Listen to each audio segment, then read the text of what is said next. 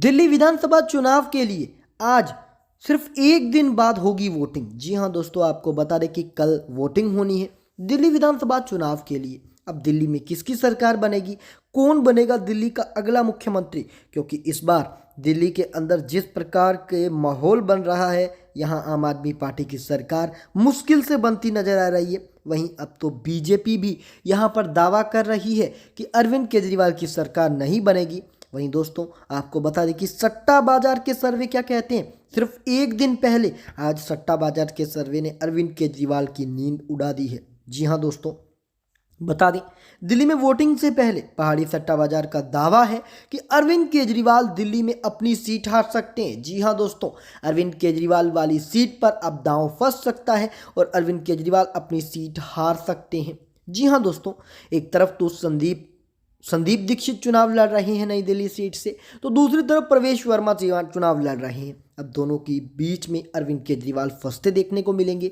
हो सकता है कि अरविंद केजरीवाल तीसरे स्थान पर लुढ़क जाए, लेकिन आपको बता दें कि सट्टा बाजार के आंकड़ों की बात करें तो अरविंद केजरीवाल को जो भाव दिया जा रहा है वो 135 से 145 का भाव दिया जा रहा है। यानी जिसको भी अधिक भाव होता है वो कहीं ना कहीं दिल्ली के चुनाव के अंदर या किसी भी चुनाव के अंदर हारता देखने को मिलता है। आपको क्या लगता है कि अरविंद केजरीवाल खुद की सीट जीत जाएंगे या ममता बनर्जी की तरह वो राज्य तो जीत जाएंगे लेकिन अपनी सीट हाथ से गवा बैठेंगे? आज की इस वीडियो में हम संपूर्ण दिल्ली की 70 सीटों की बात करेंगे। बस आप वीडियो में अंत तक बने रहिएगा। वीडियो को लाइक, लाल बटन दबाकर चैनल को सब्सक्राइब जरूर करिएगा। सबसे पहले हम जिस राज्य की बात करने वाले हैं, जिस रीजन में हम आए, उसका नाम है सेंट्रल दिल्ली। सेंट्रल दिल्ली जहां 7 विधानसभा की सीटें आती हैं, जिसमें 5 विधानसभा की सीटें तो आम आदमी पार्टी यहां पर जीत हासिल करने के अंदर कामयाबी हासिल कर सकती है, तो 2 विधानसभा की सीटें एनडीए भी हासिल कर सकता है। यानी देखा जाए आम आदमी पार्टी और एनडीए यानी बीजेपी दोनों में जबरदस्त टक्कर देखने को मिल सकती है। वहीं अगर हम बात करते हैं पूर्वी दिल्ली की, तो पूर्वी दिल्ली के रीजन क्षेत्रों की बात करें तो 8 सीटों पर यहाँ पर चुनाव है। 8 में से लगभग 4 सीटें तो आम आदमी पार्टी जीत हासिल करने में कामयाब हो रही है। वहीं बराबर की 4 सीटें एनडीए भी हासिल कर रही है। यानी अगर शुरुआती रुझान ही देखें तो अरविंद केजरीवाल और बीजेपी यानी भाजपा और आम आदमी पार्टी दोनों में ज़बरदस्त टक्कर इस बार देखने को मिल रही है। वहीं अगर हम बात नई दिल्ली सीट की करें, नई दिल्ली रीजन क्षेत्रों के अंदर 7 सीटें आती हैं। यहाँ पर 3 सीटें तो आम आदमी पार्टी, 3 सीटें एनडीए, तो 1 सीट यहाँ कांग्रेस पार्टी भी हासिल कर सकती है। ये सीट संदीप दीक्षित की सीट नई दिल्ली भी हो सकती है। हालांकि अरविंद केजरीवाल के लिए जो भाव लगाया जा रहा है वो अरविंद केजरीवाल को डराने वाला है, लेकिन अगर हम बात प्रवेश वर्मा और संदीप दीक्षित की करें तो दोनों का भाव 100 से कम है। यानी इस बार कांग्रेस और बीजेपी के अंदर यहाँ पर टक्कर है नई दिल्ली सीट में। वहीं बात उत्तरी दिल्ली की करें, 8 सीटें उत्तरी दिल्ली के अंतर्गत आती हैं, जिसमें आम आदमी पार्टी 4 सीटें हासिल करने के अंदर कामयाब हो सकती है, तो 4 सीटें यहाँ पर एनडीए जीत हासिल करने में कामयाब हो सकता है। यानी उत्तरी दिल्ली के अंदर भी जो टक्कर है वो बहुत ही ज़बरदस्त टक्कर है। इस बार आपको बता दें कि दिल्ली के चुनाव के लिए प्रधानमंत्री नरेंद्र मोदी भी यहाँ पर काफ़ी अधिक दौरे कर रहे हैं, लेकिन यहाँ पर जो वर्तमान स्थितियाँ हैं वो अरविंद केजरीवाल के पक्ष में देखने को मिलेंगी।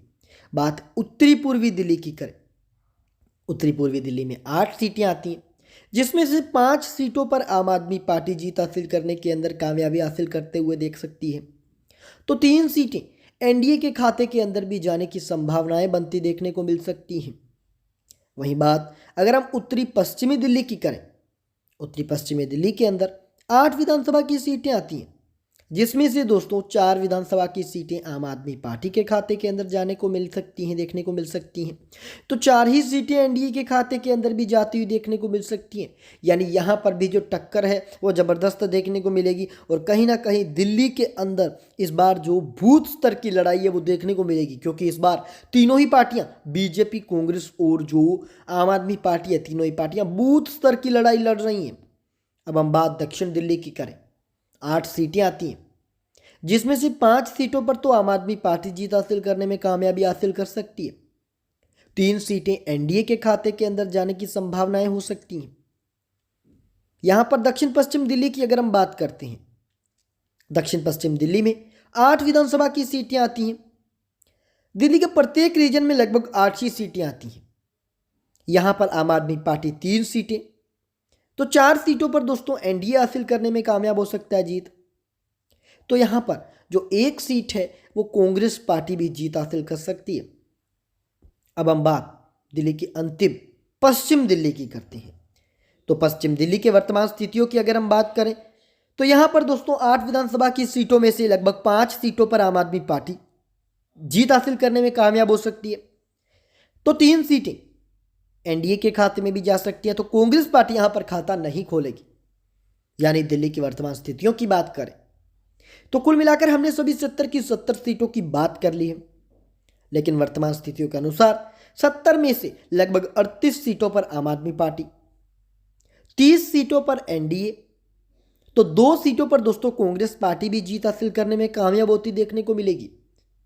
यानी अगर देखा जाए तो अरविंद केजरीवाल इस बार भी सत्ता में आ सकते हैं। लेकिन दोस्तों इस बार अरविंद केजरीवाल का जो सत्ता में आना है वो पहले से अधिक मुश्किल है। लेकिन यहां पर 1 से 2 सीटों के साथ अरविंद केजरीवाल की पार्टी बहुमत हासिल कर सकती है। आपको क्या लगता है कमेंट में जवाब दें। धन्यवाद।